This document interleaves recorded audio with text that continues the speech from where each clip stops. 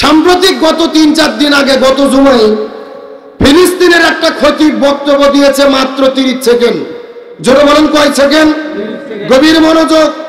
আমরা খতিবরা যখন মসজিদে দাঁড়াই খুতবা দেই 1 ঘন্টা আলোচনা করি, 45 মিনিট আলোচনা করি, অথচ ফিলিস্তিনের এই খতিব মাহমুদ আল হাসানাত 30 সেকেন্ড যে বক্তব্য দিয়েছে, এই বক্তব্য নিয়ে তাম পৃথিবীতে হইচই চলতেছে। বলেন আল্লাহু আকবার। এখন আপনাদের মনে কি প্রশ্ন জাগে না, হুজুর ওই 30 সেকেন্ডে ওই খতিব কি বলেছে জানতে মন চায় কি চায় না? গভীর মনোযোগ লক্ষ্য করেন।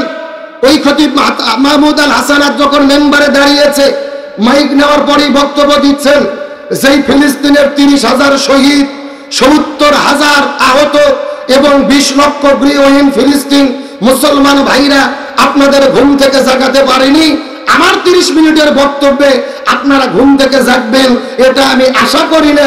সুতরাং বক্তব্য দিয়ে কোনো লাভ নাই, দাঁড়িয়ে যান, কাতার সোজা করেন, এখনই নামাজ হবে। আল্লাহু আকবার বলেন।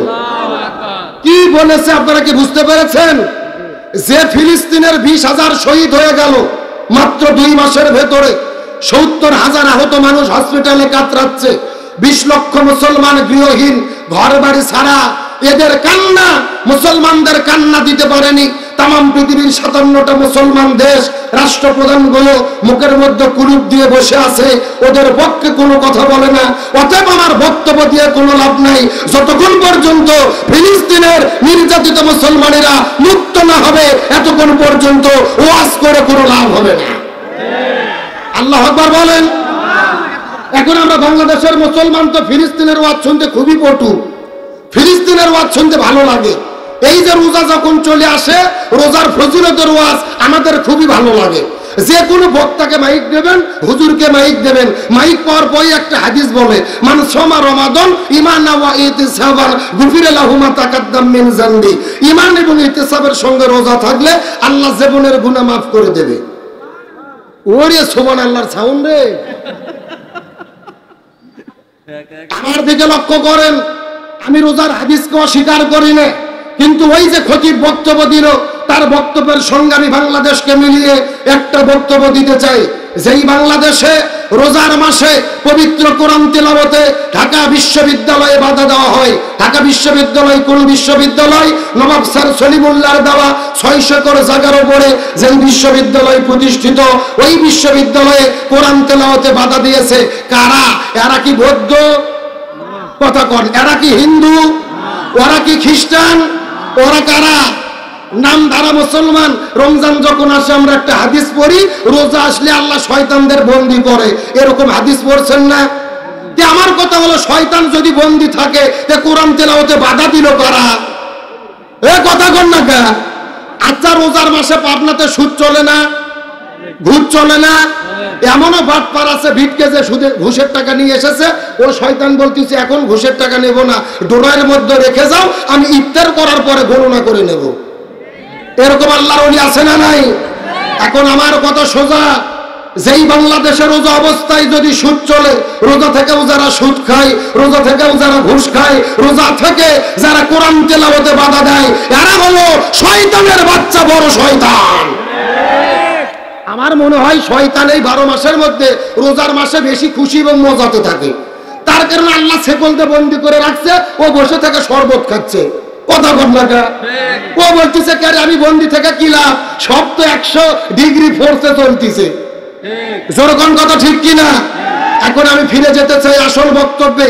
ওই ফিলিস্তিনের খতিবের বক্তব্য শুনে আপনাদের ভালো লেগেছে। এখন আমার বক্তব্য হলো, যেই বাংলাদেশে কোরআন তেলাওয়াতে বাধা দেওয়া হয়, যেই বাংলাদেশে কোরআনের হক কথা বলে আলেমদের জেলেবন্দি করা হয়, যেই বাংলাদেশে ঈদের দিনেও আলেমেরা জেলেবন্দি থাকে, আলেমদের সন্তানেরা ঈদের আনন্দ করতে পারে না, ওই বাংলাদেশে রোজার ফজিলতের ওয়াজ করে সারানা বসার কোনো লাভ নাই। আমার কথার সঙ্গে কি একমত?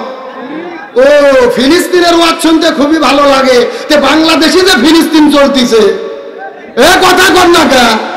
যাদের বাবা ভেতরে বন্দি ওরা বুঝতেছে পেলা কাক কয়। আপনি আমি তো বাতিলের সাথে আপোষ করে নলিপক খাচ্ছি, আমাদের কিসের বিপদ? এই জন্য আমি বলতে চাই, বক্তব্যের মতো বক্তব্য 30 সেকেন্ড হলেও যথেষ্ট। 33 সেকেন্ড নয়, আমরা বাংলাদেশের মুসলমান, 30 মিনিট টাইম কি দেওয়া যাবে? যেরকম দেওয়া যাবে। সুতরাং কোরআনের মাহফিল এসেছে, কোরআনের হক কথা বলবো, হক পথে চলবো।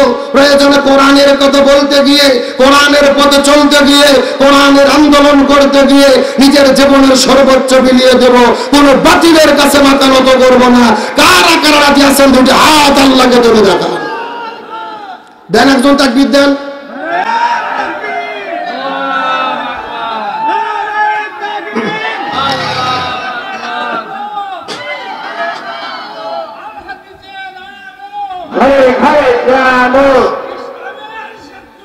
হুশিয়ার সাবধান,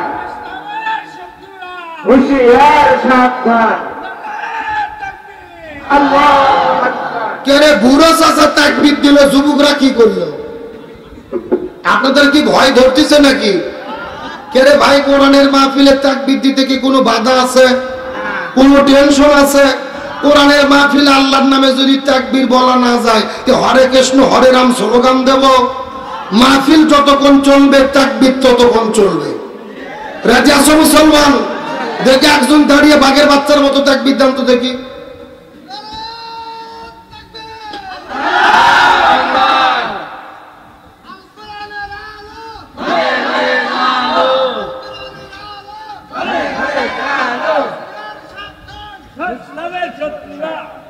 কেমনে ওয়াজ করবেন? দেখি ভালো করে তাকবীর দাও, একজন দেখি কে পারে। কে রে একটা হুজুর নাই, ভালো করে তাকবীর দাও তো দেখি।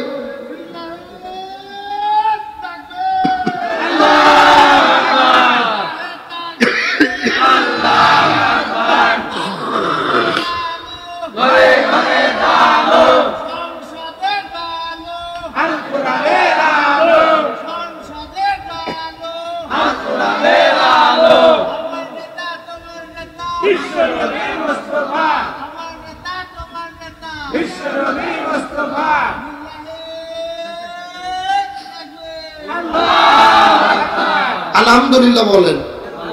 এবার এই হুজুরকে এক কাপ করে চা দেন তো। ও যতক্ষণ ঠিক আছে ও ততক্ষণ চলবে, কতক্ষণ ঠিক কিনা?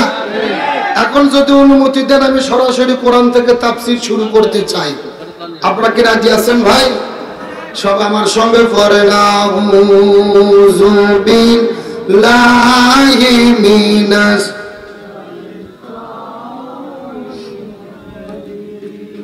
বিসমিল্লাহির রহমানির রহিম। কোরআন তেলাওয়াত হলে ডাকবো কাকে?